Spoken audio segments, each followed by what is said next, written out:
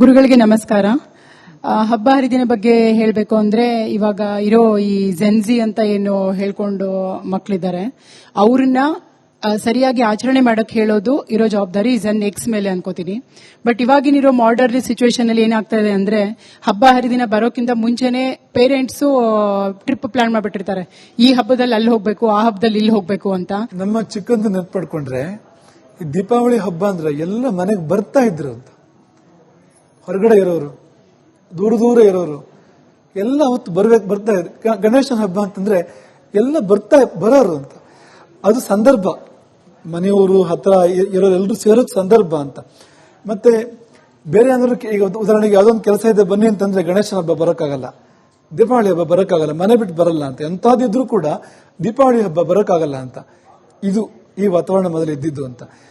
ದೀಪಾವಳಿ ಅಥವಾ ಗಣೇಶನ ಹಬ್ಬ ಮನೆ ಬಿಡಕ್ಕಿರೋ ಹಬ್ಬಗಳಲ್ಲ, ಅದು ಮನೇಲಿ ಇರ್ಬೇಕು ಅವತ್ತು ಅಂತ. ಯಾಕಂದ್ರೆ ದೇವತೆಗಳು ಮನೆಗೆ ಬರ್ತಾರಲ್ವ ಅವತ್ತು. ನಮ್ಮ ಸಂಸ್ಕೃತಿ ಎಷ್ಟು ಅದ್ಭುತವಾಗಿದೆ ಅಂದ್ರೆ ಗಣೇಶ ಮನೆಗೆ ಬರ್ತಾ ಇದ್ದಾನಲ್ವ ಅವತ್ತು. ನಾವು ಮನೆ ಬಿಟ್ಟು ಹೋದ್ರೆ ಹಾಗೆ ಗಣೇಶ ಮುಚ್ಚಿದ ಬಾಗಿಲು ನೋಡ್ಕೊಂಡು ಹೋಗ್ಬೇಕಾ ಅಂತ ಬಂದು ಅಂತ. ಇದನ್ನ ಹೇಳ್ಬೇಕು ಅಂತ. ಹಾಗಾಗಿ ಮನೇಲಿದ್ದು ಗಣೇಶನ ಪೂಜೆ ಮಾಡಬೇಕು, ಸಿಹಿ ಮಾಡಿ ಎಲ್ಲರೂ ಸೇರ್ಕೊಂಡು ತಿನ್ಬೇಕು, ಸಂತೋಷ ಪಡಬೇಕು, ಕೆಟ್ಟ ಮಾತು ಆಡಬಾರ್ದು ಹೊತ್ತು, ಒಳ್ಳೆ ಮಾತಾಡಬೇಕು. ಅದು ಮುಂದುವರಿಯುತ್ತೆ. ಆಮೇಲೆ ಒಂದ್ ದಿವಸ ಆತರ ಇದ್ರೆ ನಾವು ಆ ಪರಂಪರೆ ಮುಂದುವರಿಯುತ್ತೆ ಅಂತ. ಹಾಗಾಗಿ ಹಬ್ಬ ಅನ್ನೋದು ಅವತ್ತು ಮನೆಯವರೆಲ್ಲರೂ ಮನೆಗೆ ಬರುವಂತ ದಿನ ಹೊರತು ಮನೆಯಿಂದ ಯಾರು ಆಚೆ ಹೋಗುವಂತ ದಿನ ಅಲ್ಲ ನಮ್ಮ ಸಂಸ್ಕೃತಿ ಅದು. ಬಟ್ ಕೆಲವೊಂದ್ಸತಿ ಅನಿವಾರ್ಯ ಹೆಂಗಾಗ್ಬಿಡುತ್ತೆ ಅಂದ್ರೆ ವರ್ಷ ಪೂರ್ತಿ ದುಡ್ದಿರ್ತೀವಿ, ಹಬ್ಬದ ಸಮಯದಲ್ಲಿ ರಜಾ ಸಿಗತ್ತೆ, ಮನೇಲಿದ್ರೆ ನೆಂಟ್ರನ್ನ ಕರಿಬೇಕಾಗತ್ತೆ, ಇಲ್ಲಾಂದ್ರೆ ಕರಿದಿದ್ರು ನೆಂಟ್ರು ಬಂದ್ಬಿಡ್ತಾರೆ, ನಾವೇ ಬಾಗ್ಲಾಕೊಂಡು ಹೋದ್ರೆ ಬೆಟರು. ಈ ಮನಸ್ಥಿತಿನೂ ಇದೆ ಗುರುಗಳೇ. ನೀವು ಕನ್ನಡ ಹಿಡಿದ್ಬಿಟ್ರಿ ಅದಕ್ಕೆ. ಇಷ್ಟೆಲ್ಲ ನೀವು ಬಯಲ್ ಮಾಡ್ಬಿಡ್ಬಾರ್ದು ಪೂರ್ತಿ. ಪಾಪ ಎಲ್ಲೋಗ್ಬೇಕು ನೀವು ಇಷ್ಟು ಬಯಲ್ ಮಾಡಿದ್ರೆ ನಿಜ ಅದು. ಆದ್ರೆ ನಮ್ಗೆ ಒಂದು ಗಂಭೀರವಾಗಿ ಹೇಳೋದಾದ್ರೆ ಈಗ ರಜೆ ಯಾಕೆ ಕೊಟ್ರು ಅಂತ ಮೊದಲು ಯೋಚನೆ ಮಾಡ್ಬೇಕಲ್ವಾ ಇಷ್ಟಕ್ಕೂ. ಈಗ ಹಬ್ಬಕ್ಕೆ ಯಾಕೆ ರಜೆ ಕೊಡ್ಬೇಕು? ಟ್ರಿಪ್ ಹೋಗಕ್ ರಜೆ ಕೊಟ್ಟಿರೋದಲ್ಲ ಅದು, ಹಬ್ಬ ಆಚರಣೆ ಮಾಡಕ್ ಕೊಟ್ಟಿರೋದು. ಮೂಲತಃ ಯಾಕೆ ಬಂತು ಹಬ್ಬ ಸಮಯದ ವಿರಾಮ? ಯಾಕೆ ಬಂತು? ಏನ್ ಕಾರಣ ಅದಕ್ಕೆ? ಏನ್ ಕಾರಣ ಅಂದ್ರೆ ಅವತ್ತು ಇಡೀ ದೇವರ ನೆನಪಲ್ಲಿ ಇರಬೇಕು ನಾವು. ಅವತ್ತು ಎಲ್ಲ ಜೊತೆಗೂಡಿರ್ಬೇಕು, ಸಂತೋಷವಾಗಿರ್ಬೇಕು, ಹೊಸ ಬಟ್ಟೆ ಹಾಕೋಬೇಕು, ಸಿಹಿ ತಿಂಡಿ ತಿನ್ಬೇಕು, ಸಂಭ್ರಮಾಚರಣೆ ಮಾಡಬೇಕು, ನಗ್ತಾ ಇರಬೇಕು, ಮತ್ತು ಮುಖ್ಯವಾಗಿ ಉಪಾಸನೆ ಮಾಡಬೇಕು. ಯಾಕೆಂದ್ರೆ ಈಗ ಕಾಲ ಇದೆಯಲ್ಲ, ಕಾಲಕ್ಕೆ ಮಧ್ಯ ಮಧ್ಯ ಘಟ್ಟಗಳು ಬರ್ತವೆ. ಆ ಘಟ್ಟಗಳಲ್ಲಿ ಕೆಟ್ಟ ಘಟ್ಟಗಳು ಇರ್ತವೆ, ಒಳ್ಳೆ ಘಟ್ಟಗಳು ಇರ್ತವೆ. ಆ ಕಾಲದಲ್ಲಿ ದೇವರು ಹಿಡಿದು ಬರೋದು ಇರುತ್ತೆ, ದೆವ್ವ ಹಿಡಿದು ಬರೋದು ಇರುತ್ತೆ, ಎರಡೂ ಇರುತ್ತೆ ಅಂತ.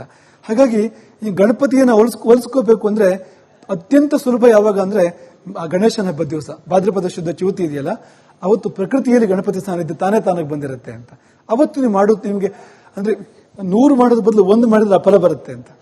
ಅಂದ್ರೆ ಆ ಕಾಲಕ್ಕೆ ಅಷ್ಟು ಶಕ್ತಿ ಇದೆ ಅಂತ. ಈಗ ಉದಾಹರಣೆಗೆ ದೇಶಕ್ಕೆ ಶಕ್ತಿ ಇರುತ್ತೆ. ಇಲ್ಲಿ ಮಾಡೋ ಜಪನ ಕಾಶಿಗೆ ಹೋಗಿ ಮಾಡಿದ್ರೆ ತುಂಬಾ ಜಾಸ್ತಿ ಪರಿಣಾಮ ಅದಕ್ಕೆ, ಗೋಶಾಲೆಯಲ್ಲಿ ಮಾಡಿದ್ರೆ, ಗೋವಿಂದ ಸನ್ನಿಧಿಯಲ್ಲಿ ಮಾಡಿದ್ರೆ ತುಂಬಾ ಜಾಸ್ತಿ ಪರಿಣಾಮ ಅದಕ್ಕೆ ಅಲ್ವಾ. ಹಾಗೆ ಗ್ರಹಣ ಸಮಯದಲ್ಲಿ ಜಪ ಮಾಡಿದ್ರೆ ತುಂಬಾ ಜಾಸ್ತಿ ಪರಿಣಾಮ ಅದಕ್ಕೆ. ಹಾಗೆ ಈಗ ರಾಮನವಮಿ ಬಂತು ಅಂದ್ರೆ ಆ ದಿನ ರಾಮನ ಸಾನ್ನಿಧ್ಯ ಪ್ರಕೃತಿಯಲ್ಲಿ ಬರುತ್ತೆ.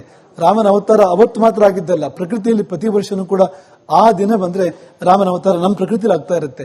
ಅವತ್ತು ಕಣ್ಮುಚ್ಚಿ ರಾಮನ ಸ್ಮರಣೆ ಮಾಡ್ಕೋಬೇಕು ಅಂತ. ಇದಕ್ಕೋಸ್ಕರ ಬಂದಿರೋದು ಆ ರಜೆ ಕೊಡೋ ಪದ್ಧತಿಗಳು. ನನ್ನ ಪ್ರಶ್ನೆ ಗುರುಗಳಿಗೆ ನಮಸ್ಕಾರ. ಹಬ್ಬ ಹರಿದಿನ ಬಗ್ಗೆ ಹೇಳಬೇಕು ಅಂದ್ರೆ ಇವಾಗ ಇರೋ ಈ ಜೆನ್ಜಿ ಅಂತ ಏನು ಹೇಳ್ಕೊಂಡು ಮಕ್ಕಳಿದ್ದಾರೆ ಅವ್ರನ್ನ ಸರಿಯಾಗಿ ಆಚರಣೆ ಮಾಡಕ್ ಹೇಳೋದು ಇರೋ ಜವಾಬ್ದಾರಿ ಜೆನ್ ಎಕ್ಸ್ ಮೇಲೆ ಅನ್ಕೋತೀನಿ. ಬಟ್ ಇವಾಗಿನಿರೋ ಮಾಡರ್ನ್ ಸಿಚುವೇಶನ್ ಅಲ್ಲಿ ಏನಾಗ್ತಾ ಇದೆ ಅಂದ್ರೆ ಹಬ್ಬ ಹರಿದಿನ ಬರೋಕ್ಕಿಂತ ಮುಂಚೆನೆ ಪೇರೆಂಟ್ಸ್ ಟ್ರಿಪ್ ಪ್ಲಾನ್ ಮಾಡ್ಬಿಟ್ಟಿರ್ತಾರೆ. ಈ ಹಬ್ಬದಲ್ಲಿ ಅಲ್ಲಿ ಹೋಗ್ಬೇಕು, ಆ ಹಬ್ಬದಲ್ಲಿ ಇಲ್ಲಿ ಹೋಗ್ಬೇಕು ಅಂತ. ನಮ್ಮ ಚಿಕ್ಕಂದು ನೆನಪು ಪಡ್ಕೊಂಡ್ರೆ ಈ ದೀಪಾವಳಿ ಹಬ್ಬ ಅಂದ್ರೆ ಎಲ್ಲ ಮನೆಗೆ ಬರ್ತಾ ಇದ್ರು ಅಂತ. ಹೊರಗಡೆ ಇರೋರು, ದೂರ ದೂರ ಇರೋರು ಎಲ್ಲ ಅವತ್ತು ಬರ್ತಾ ಇದ್ರು. ಗಣೇಶನ ಹಬ್ಬ ಅಂತಂದ್ರೆ ಎಲ್ಲ ಬರೋರು ಅಂತ. ಅದು ಸಂದರ್ಭ, ಮನೆಯವರು ಹತ್ರ ಇರೋರೆಲ್ಲರೂ ಸೇರೋಕ್ ಸಂದರ್ಭ ಅಂತ. ಮತ್ತೆ ಬೇರೆ ಏನಾದ್ರು ಈಗ ಉದಾಹರಣೆಗೆ ಯಾವ್ದೊಂದು ಕೆಲಸ ಇದೆ ಬನ್ನಿ ಅಂತಂದ್ರೆ ಗಣೇಶನ ಹಬ್ಬ ಬರೋಕ್ಕಾಗಲ್ಲ, ದೀಪಾವಳಿ ಹಬ್ಬ ಬರೋಕ್ಕಾಗಲ್ಲ, ಮನೆ ಬಿಟ್ಟು ಬರಲ್ಲ ಅಂತ. ಎಂತಾದಿದ್ರು ಕೂಡ ದೀಪಾವಳಿ ಹಬ್ಬ ಬರೋಕ್ಕಾಗಲ್ಲ ಅಂತ. ಇದು ಈ ವಾತಾವರಣ ಮೊದಲು ಇದ್ದಿದ್ದು ಅಂತ. ದೀಪಾವಳಿ ಅಥವಾ ಗಣೇಶನ ಹಬ್ಬ ಮನೆ ಬಿಡಕ್ಕಿರೋ ಹಬ್ಬಗಳಲ್ಲ, ಅದು ಮನೇಲಿ ಇರ್ಬೇಕು ಅವತ್ತು ಅಂತ. ಯಾಕಂದ್ರೆ ದೇವತೆಗಳು ಮನೆಗೆ ಬರ್ತಾರಲ್ವ ಅವತ್ತು. ನಮ್ಮ ಸಂಸ್ಕೃತಿ ಎಷ್ಟು ಅದ್ಭುತವಾಗಿದೆ ಅಂದ್ರೆ ಗಣೇಶ ಮನೆಗೆ ಬರ್ತಾ ಇದ್ದಾನಲ್ವ ಅವತ್ತು. ನಾವು ಮನೆ ಬಿಟ್ಟು ಹೋದ್ರೆ ಹಾಗೆ ಗಣೇಶ ಮುಚ್ಚಿದ ಬಾಗಿಲು ನೋಡ್ಕೊಂಡು ಹೋಗ್ಬೇಕಾ ಅಂತ ಬಂದು ಅಂತ. ಇದನ್ನ ಹೇಳ್ಬೇಕು ಅಂತ. ಹಾಗಾಗಿ ಮನೇಲಿದ್ದು ಗಣೇಶನ ಪೂಜೆ ಮಾಡಬೇಕು, ಸಿಹಿ ಮಾಡಿ ಎಲ್ಲರೂ ಸೇರ್ಕೊಂಡು ತಿನ್ಬೇಕು, ಸಂತೋಷ ಪಡಬೇಕು, ಕೆಟ್ಟ ಮಾತಾಡಬಾರ್ದು, ಹೊತ್ತು ಒಳ್ಳೆ ಮಾತಾಡಬೇಕು. ಅದು ಮುಂದುವರಿಯುತ್ತೆ. ಆಮೇಲೆ ಒಂದ್ ದಿವಸ ಆತರ ಇದ್ರೆ ನಾವು ಆ ಪರಂಪರೆ ಮುಂದುವರಿಯುತ್ತೆ ಅಂತ. ಹಾಗಾಗಿ ಹಬ್ಬ ಅನ್ನೋದು ಅವತ್ತು ಮನೆಯವರೆಲ್ಲರೂ ಮನೆಗೆ ಬರುವಂತ ದಿನ ಹೊರತು ಮನೆಯಿಂದ ಯಾರು ಆಚೆ ಹೋಗುವಂತ ದಿನ ಅಲ್ಲ ನಮ್ಮ ಸಂಸ್ಕೃತಿ ಅದು. ಬಟ್ ಕೆಲವೊಂದ್ಸತಿ ಅನಿವಾರ್ಯ ಹೆಂಗಾಗ್ಬಿಡುತ್ತೆ ಅಂದ್ರೆ ವರ್ಷಪೂರ್ತಿ ದುಡ್ದಿರ್ತೀವಿ, ಹಬ್ಬದ ಸಮಯದಲ್ಲಿ ರಜಾ ಸಿಗತ್ತೆ, ಮನೇಲಿದ್ರೆ ನೆಂಟ್ರನ್ನ ಕರಿಬೇಕಾಗತ್ತೆ, ಇಲ್ಲಾಂದ್ರೆ ಕರಿದಿದ್ರು ನೆಂಟ್ರು ಬಂದ್ಬಿಡ್ತಾರೆ, ನಾವೇ ಬಾಗ್ಲಾಕೊಂಡು ಹೋದ್ರೆ ಬೆಟರು. ಈ ಮನಸ್ಥಿತಿನೂ ಇದೆ ಗುರುಗಳೇ. ನೀವು ಕನ್ನಡ ಹಿಡಿದ್ಬಿಟ್ರಿ ಅದಕ್ಕೆ. ಇಷ್ಟೆಲ್ಲ ನೀವು ಬಯಲ್ ಮಾಡ್ಬಿಡ್ಬಾರ್ದು ಪೂರ್ತಿ. ಪಾಪ ಎಲ್ಲೋಗ್ಬೇಕು ನೀವು ಇಷ್ಟು ಬಯಲ್ ಮಾಡಿದ್ರೆ ನಿಜ ಅದು. ಆದ್ರೆ ನಮ್ಗೆ ಒಂದು ಗಂಭೀರವಾಗಿ ಹೇಳೋದಾದ್ರೆ, ಈಗ ರಜಾ ಯಾಕೆ ಕೊಟ್ರು ಅಂತ ಮೊದಲು ಯೋಚನೆ ಮಾಡ್ಬೇಕಲ್ವಾ ಇಷ್ಟಕ್ಕೂ. ಈಗ ಹಬ್ಬಕ್ಕೆ ಯಾಕೆ ರಜೆ ಕೊಡಬೇಕು? ಟ್ರಿಪ್ ಹೋಗಕ್ಕೆ ರಜೆ ಕೊಟ್ಟಿರೋದಲ್ಲ ಅದು, ಹಬ್ಬ ಆಚರಣೆ ಮಾಡಕ್ ಕೊಟ್ಟಿರೋದು. ಮೂಲತಃ ಯಾಕೆ ಬಂತು ಹಬ್ಬ ಸಮಯದ ವಿರಾಮ? ಯಾಕೆ ಬಂತು? ಏನ್ ಕಾರಣ ಅದಕ್ಕೆ? ಏನ್ ಕಾರಣ ಅಂದ್ರೆ ಅವತ್ತು ಇಡೀ ದೇವರ ನೆನಪಲ್ಲಿ ಇರಬೇಕು ನಾವು. ಅವತ್ತು ಎಲ್ಲ ಜೊತೆಗೂಡಿರ್ಬೇಕು, ಸಂತೋಷವಾಗಿರ್ಬೇಕು, ಹೊಸ ಬಟ್ಟೆ ಹಾಕೋಬೇಕು, ಸಿಹಿ ತಿಂಡಿ ತಿನ್ಬೇಕು, ಸಂಭ್ರಮಾಚರಣೆ ಮಾಡಬೇಕು, ನಗ್ತಾ ಇರಬೇಕು, ಮತ್ತು ಮುಖ್ಯವಾಗಿ ಉಪಾಸನೆ ಮಾಡಬೇಕು. ಯಾಕೆಂದ್ರೆ ಈಗ ಕಾಲ ಇದೆಯಲ್ಲ, ಕಾಲಕ್ಕೆ ಮಧ್ಯ ಮಧ್ಯ ಘಟ್ಟಗಳು ಬರ್ತವೆ. ಆ ಘಟ್ಟಗಳಲ್ಲಿ ಕೆಟ್ಟ ಘಟ್ಟಗಳು ಇರ್ತವೆ, ಒಳ್ಳೆ ಘಟ್ಟಗಳು ಇರ್ತವೆ. ಆ ಕಾಲದಲ್ಲಿ ದೇವರು ಹಿಡಿದು ಬರೋದು ಇರುತ್ತೆ, ದೆವ್ವ ಹಿಡಿದು ಬರೋದು ಇರುತ್ತೆ, ಎರಡೂ ಇರುತ್ತೆ ಅಂತ. ಹಾಗಾಗಿ ಈ ಗಣಪತಿಯನ್ನು ಹೋಲಿಸ್ಕೋಬೇಕು ಅಂದ್ರೆ ಅತ್ಯಂತ ಸುಲಭ ಯಾವಾಗ ಅಂದ್ರೆ ಆ ಗಣೇಶನ ಹಬ್ಬದ ದಿವಸ, ಭಾದ್ರಪದ ಶುದ್ಧ ಚೌತಿ ಇದೆಯಲ್ಲ, ಅವತ್ತು ಪ್ರಕೃತಿಯಲ್ಲಿ ಗಣಪತಿ ಸಾನ್ನಿಧ್ಯ ತಾನಾಗಿ ಬಂದಿರುತ್ತೆ ಅಂತ. ಅವತ್ತು ನೀವು ಮಾಡೋದು ನಿಮ್ಗೆ ಅಂದ್ರೆ 100 ಮಾಡೋದ್ರ ಬದಲು 1 ಮಾಡಿದ್ರೆ ಅಪರ ಬರುತ್ತೆ ಅಂತ. ಅಂದ್ರೆ ಕಾಲಕ್ಕೆ ಅಷ್ಟು ಶಕ್ತಿ ಇದೆ ಅಂತ. ಈಗ ಉದಾಹರಣೆಗೆ ದೇಶಕ್ಕೆ ಶಕ್ತಿ ಇರುತ್ತೆ. ಇಲ್ಲಿ ಮಾಡೋ ಜಪನ ಕಾಶಿಗೆ ಹೋಗಿ ಮಾಡಿದ್ರೆ ತುಂಬಾ ಜಾಸ್ತಿ ಪರಿಣಾಮ ಅದಕ್ಕೆ. ಗೋಶಾಲೆಯಲ್ಲಿ ಮಾಡಿರೋ, ಗೋವಿಂದ ಸನ್ನಿಧಿಯಲ್ಲಿ ಮಾಡಿದ್ರೆ ತುಂಬಾ ಜಾಸ್ತಿ ಪರಿಣಾಮ ಅದಕ್ಕೆ ಅಲ್ವಾ? ಹಾಗೆ ಗ್ರಹಣ ಸಮಯದಲ್ಲಿ ಜಪ ಮಾಡಿದ್ರೆ ತುಂಬಾ ಜಾಸ್ತಿ ಪರಿಣಾಮ ಅದಕ್ಕೆ. ಹಾಗೆ ಈಗ ರಾಮನವಮಿ ಬಂತು ಅಂದ್ರೆ ಆ ದಿನ ರಾಮನ ಸಾನ್ನಿಧ್ಯ ಪ್ರಕೃತಿಯಲ್ಲಿ ಬರುತ್ತೆ. ರಾಮನ ಅವತಾರ ಅವತ್ತು ಮಾತ್ರ ಆಗಿದ್ದಲ್ಲ, ಪ್ರಕೃತಿಯಲ್ಲಿ ಪ್ರತಿ ವರ್ಷನೂ ಕೂಡ ಆ ದಿನ ಬಂದ್ರೆ ರಾಮನ ಅವತಾರ ನಮ್ಮ ಪ್ರಕೃತಿಯಲ್ಲಿ ಆಗ್ತಾ ಇರುತ್ತೆ. ಅವತ್ತು ಕಣ್ಮುಚ್ಚಿ ರಾಮನ ಸ್ಮರಣೆ ಮಾಡ್ಕೋಬೇಕು. ಇದಕ್ಕೋಸ್ಕರ ಬಂದಿರೋದು ಆ ರಜೆ ಕೊಡೋ ಪದ್ಧತಿಗಳು. ನನ್ನ ಪ್ರಶ್ನೆ ಗುರುಗಳಿಗೆ ನಮಸ್ಕಾರ. ಹಬ್ಬ ಹರಿದಿನ ಬಗ್ಗೆ ಹೇಳಬೇಕು ಅಂದ್ರೆ ಇವಾಗ ಇರೋ ಈ ಜೆನ್ಜಿ ಅಂತ ಏನು ಹೇಳ್ಕೊಂಡು ಮಕ್ಕಳಿದ್ದಾರೆ, ಅವ್ರನ್ನ ಸರಿಯಾಗಿ ಆಚರಣೆ ಮಾಡಕ್ ಹೇಳೋದು ಇರೋ ಜವಾಬ್ದಾರಿ ಜೆನ್ ಎಕ್ಸ್ ಮೇಲೆ ಅನ್ಕೋತೀನಿ. ಬಟ್ ಇವಾಗಿನಿರೋ ಮಾಡರ್ನ್ ಸಿಚುವೇಶನ್ ಅಲ್ಲಿ ಏನಾಗ್ತಾ ಇದೆ ಅಂದ್ರೆ, ಹಬ್ಬ ಹರಿದಿನ ಬರೋಕ್ಕಿಂತ ಮುಂಚೆನೆ ಪೇರೆಂಟ್ಸ್ ಟ್ರಿಪ್ ಪ್ಲಾನ್ ಮಾಡ್ಬಿಟ್ಟಿರ್ತಾರೆ. ಈ ಹಬ್ಬದಲ್ಲಿ ಅಲ್ಲಿ ಹೋಗ್ಬೇಕು, ಆ ಹಬ್ಬದಲ್ಲಿ ಇಲ್ಲಿ ಹೋಗ್ಬೇಕು ಅಂತ. ನಮ್ಮ ಚಿಕ್ಕಂದು ನೆನ್ಪಡ್ಕೊಂಡ್ರೆ ಈ ದೀಪಾವಳಿ ಹಬ್ಬ ಅಂದ್ರೆ ಎಲ್ಲ ಮನೆಗೆ ಬರ್ತಾ ಇದ್ರು ಅಂತ. ಹೊರಗಡೆ ಇರೋರು, ದೂರ ಇರೋರು ಎಲ್ಲ ಹೊತ್ತು ಬರ್ತಾ ಇದ್ರು. ಗಣೇಶನ ಹಬ್ಬ ಅಂತಂದ್ರೆ ಎಲ್ಲ ಬರೋರು ಅಂತ. ಅದು ಸಂದರ್ಭ, ಮನೆಯವರು ಹತ್ರ ಇರೋರೆಲ್ಲರೂ ಸೇರೋಕ್ ಸಂದರ್ಭ ಅಂತ. ಮತ್ತೆ ಬೇರೆ ಏನಾದ್ರು ಈಗ ಉದಾಹರಣೆಗೆ ಯಾವ್ದೊಂದು ಕೆಲಸ ಇದೆ ಬನ್ನಿ ಅಂತಂದ್ರೆ ಗಣೇಶನ ಹಬ್ಬ ಬರೋಕ್ಕಾಗಲ್ಲ, ದೀಪಾವಳಿ ಹಬ್ಬ ಬರೋಕ್ಕಾಗಲ್ಲ, ಮನೆ ಬಿಟ್ಟು ಬರಲ್ಲ ಅಂತ. ಎಂತಾದಿದ್ರು ಕೂಡ ದೀಪಾವಳಿ ಹಬ್ಬ ಬರೋಕ್ಕಾಗಲ್ಲ ಅಂತ. ಇದು ಈ ವಾತಾವರಣ ಮೊದಲು ಇದ್ದಿದ್ದು ಅಂತ. ದೀಪಾವಳಿ ಅಥವಾ ಗಣೇಶನ ಹಬ್ಬ ಮನೆ ಬಿಡಕ್ಕಿರೋ ಹಬ್ಬಗಳಲ್ಲ, ಅದು ಮನೇಲಿ ಇರ್ಬೇಕಾವತ್ತು ಅಂತ. ಯಾಕಂದ್ರೆ ದೇವತೆಗಳು ಮನೆಗೆ ಬರ್ತಾರಲ್ವ ಅವತ್ತು. ನಮ್ಮ ಸಂಸ್ಕೃತಿ ಎಷ್ಟು ಅದ್ಭುತವಾಗಿದೆ ಅಂದ್ರೆ ಗಣೇಶ ಮನೆಗೆ ಬರ್ತಾ ಇದ್ದಾನಲ್ವ ಅವತ್ತು. ನಾವು ಮನೆ ಬಿಟ್ಟು ಹೋದ್ರೆ ಹಾಗೆ ಗಣೇಶ ಮುಚ್ಚಿದ ಬಾಗಿಲು ನೋಡ್ಕೊಂಡು ಹೋಗ್ಬೇಕಾ ಅಂತ ಬಂದು ಅಂತ ಇದನ್ನ ಹೇಳ್ಬೇಕು ಅಂತ. ಹಾಗಾಗಿ ಮನೇಲಿದ್ದು ಗಣೇಶನ ಪೂಜೆ ಮಾಡಬೇಕು, ಸಿಹಿ ಮಾಡಿ ಎಲ್ಲರೂ ಸೇರ್ಕೊಂಡು ತಿನ್ಬೇಕು, ಸಂತೋಷ ಪಡಬೇಕು, ಕೆಟ್ಟ ಮಾತಾಡಬಾರ್ದು, ಹೊತ್ತು ಒಳ್ಳೆ ಮಾತಾಡಬೇಕು. ಅದು ಮುಂದುವರಿಯುತ್ತೆ. ಆಮೇಲೆ ಒಂದ್ ದಿವಸ ಆತರ ಇದ್ರೆ ನಾವು ಆ ಪರಂಪರೆ ಮುಂದುವರಿಯುತ್ತೆ ಅಂತ. ಹಾಗಾಗಿ ಹಬ್ಬ ಅನ್ನೋದು ಅವತ್ತು ಮನೆಯವರೆಲ್ಲರೂ ಮನೆಗೆ ಬರುವಂತ ದಿನ ಹೊರತು ಮನೆಯಿಂದ ಯಾರು ಆಚೆ ಹೋಗುವಂತ ದಿನ ಅಲ್ಲ ನಮ್ಮ ಸಂಸ್ಕೃತಿ ಅದು.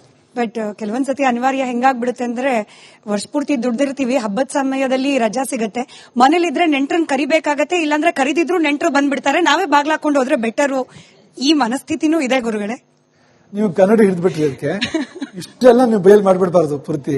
ಪಾಪ ಎಲ್ಲೋಗ್ಬೇಕು ನೀವು ಇಷ್ಟು ಬಯಲ್ ಮಾಡಿದ್ರೆ ನಿಜ ಅದು. ಆದ್ರೆ ನಮ್ಗೆ ಒಂದು ಗಂಭೀರವಾಗಿ ಹೇಳೋದಾದ್ರೆ, ಈಗ ರಜೆ ಯಾಕೆ ಕೊಟ್ರು ಅಂತ ಮೊದಲು ಯೋಚನೆ ಮಾಡ್ಬೇಕಲ್ವಾ ಇಷ್ಟಕ್ಕೂ. ಈಗ ಹಬ್ಬಕ್ಕೆ ಯಾಕೆ ರಜೆ ಕೊಡಬೇಕು? ಟ್ರಿಪ್ ಹೋಗಕ್ಕೆ ರಜೆ ಕೊಟ್ಟಿರೋದಲ್ಲ ಅದು, ಹಬ್ಬ ಆಚರಣೆ ಮಾಡಕ್ ಕೊಟ್ಟಿರೋದು. ಮೂಲತಃ ಯಾಕೆ ಬಂತು ಹಬ್ಬ ಸಮಯದ ವಿರಾಮ? ಯಾಕೆ ಬಂತು? ಏನ್ ಕಾರಣ ಅದಕ್ಕೆ? ಏನ್ ಕಾರಣ ಅಂದ್ರೆ ಅವತ್ತು ಇಡೀ ದೇವರ ನೆನಪಲ್ಲಿ ಇರಬೇಕು ನಾವು. ಅವತ್ತು ಎಲ್ಲ ಜೊತೆಗೂಡಿರ್ಬೇಕು, ಸಂತೋಷವಾಗಿರ್ಬೇಕು, ಹೊಸ ಬಟ್ಟೆ ಹಾಕೋಬೇಕು, ಸಿಹಿ ತಿಂಡಿ ತಿನ್ಬೇಕು, ಸಂಭ್ರಮಾಚರಣೆ ಮಾಡಬೇಕು, ನಗ್ತಾ ಇರಬೇಕು, ಮತ್ತು ಮುಖ್ಯವಾಗಿ ಉಪಾಸನೆ ಮಾಡಬೇಕು. ಯಾಕೆಂದ್ರೆ ಈಗ ಕಾಲ ಇದೆಯಲ್ಲ, ಕಾಲಕ್ಕೆ ಮಧ್ಯ ಮಧ್ಯೆ ಘಟ್ಟಗಳು ಬರ್ತವೆ. ಆ ಘಟ್ಟಗಳಲ್ಲಿ ಕೆಟ್ಟ ಘಟ್ಟಗಳು ಇರ್ತವೆ, ಒಳ್ಳೆ ಘಟ್ಟಗಳು ಇರ್ತವೆ. ಆ ಕಾಲವನ್ನ ಕಾಲದಲ್ಲಿ ದೇವರು ಹಿಡಿದು ಬರೋದು ಇರುತ್ತೆ, ದೆವ್ವ ಹಿಡಿದು ಬರೋದು ಇರುತ್ತೆ, ಎರಡೂ ಇರುತ್ತೆ ಅಂತ. ಹಾಗಾಗಿ ಈ ಗಣಪತಿಯನ್ನು ಹೋಲಿಸ್ಕೋಬೇಕು ಅಂದ್ರೆ ಅತ್ಯಂತ ಸುಲಭ ಯಾವಾಗ ಅಂದ್ರೆ ಆ ಗಣೇಶನ ಹಬ್ಬದ ದಿವಸ, ಭಾದ್ರಪದ ಶುದ್ಧ ಚೌತಿ ಇದೆಯಲ್ಲ, ಅವತ್ತು ಪ್ರಕೃತಿಯಲ್ಲಿ ಗಣಪತಿ ಸಾನ್ನಿಧ್ಯ ತಾನಾಗಿ ಬಂದಿರುತ್ತೆ ಅಂತ. ಅವತ್ತು ನೀವು ಮಾಡೋದು ನಿಮ್ಗೆ ಅಂದ್ರೆ 100 ಮಾಡೋದ್ರ ಬದಲು 1 ಮಾಡಿದ್ರೆ ಅಪರ ಬರುತ್ತೆ ಅಂತ. ಅಂದ್ರೆ ಆ ಕಾಲಕ್ಕೆ ಅಷ್ಟು ಶಕ್ತಿ ಇದೆ ಅಂತ. ಈಗ ಉದಾಹರಣೆಗೆ ದೇಶಕ್ಕೆ ಶಕ್ತಿ ಇರುತ್ತೆ. ಇಲ್ಲಿ ಮಾಡೋ ಜಪನ ಕಾಶಿಗೆ ಹೋಗಿ ಮಾಡಿದ್ರೆ ತುಂಬಾ ಜಾಸ್ತಿ ಪರಿಣಾಮ ಅದಕ್ಕೆ, ಗೋಶಾಲೆಯಲ್ಲಿ ಮಾಡಿದ್ರೆ, ಗೋವಿಂದ ಸನ್ನಿಧಿಯಲ್ಲಿ ಮಾಡಿದ್ರೆ ತುಂಬಾ ಜಾಸ್ತಿ ಪರಿಣಾಮ ಅದಕ್ಕೆ ಅಲ್ವಾ. ಹಾಗೆ ಗ್ರಹಣ ಸಮಯದಲ್ಲಿ ಜಪ ಮಾಡಿದ್ರೆ ತುಂಬಾ ಜಾಸ್ತಿ ಪರಿಣಾಮ ಅದಕ್ಕೆ. ಹಾಗೆ ಈಗ ರಾಮನವಮಿ ಬಂತು ಅಂದ್ರೆ ಆ ದಿನ ರಾಮನ ಸಾನ್ನಿಧ್ಯ ಪ್ರಕೃತಿಯಲ್ಲಿ ಬರುತ್ತೆ. ರಾಮನ ಅವತಾರ ಅವತ್ತು ಮಾತ್ರ ಆಗಿದ್ದಲ್ಲ, ಪ್ರಕೃತಿಯಲ್ಲಿ ಪ್ರತಿ ವರ್ಷನೂ ಕೂಡ ಆ ದಿನ ಬಂದ್ರೆ ರಾಮನ ಅವತಾರ ನಮ್ಮ ಪ್ರಕೃತಿಯಲ್ಲಿ ಆಗ್ತಾ ಇರುತ್ತೆ. ಅವತ್ತು ಕಣ್ಮುಚ್ಚಿ ರಾಮನ ಸ್ಮರಣೆ ಮಾಡ್ಕೋಬೇಕು. ಇದಕ್ಕೋಸ್ಕರ ಬಂದಿರೋದು ಆ ರಜೆ ಕೊಡೋ ಪದ್ಧತಿಗಳು. ನನ್ನ ಪ್ರಶ್ನೆ